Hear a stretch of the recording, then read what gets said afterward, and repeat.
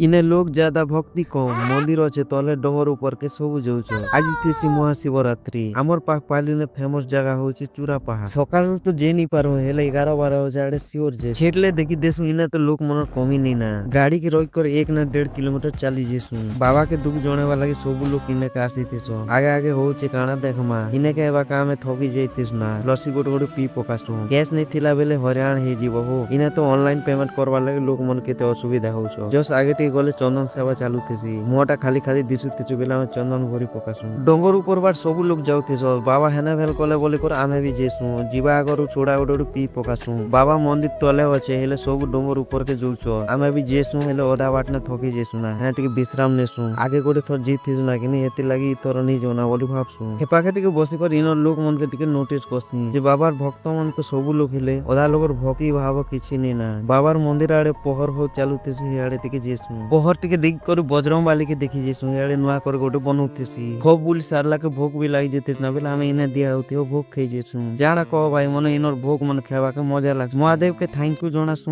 बाबा हमके डाकी थिबारु खूब खुशी हेसु खुशी खुशी ना घर के जेसु बाय बाय।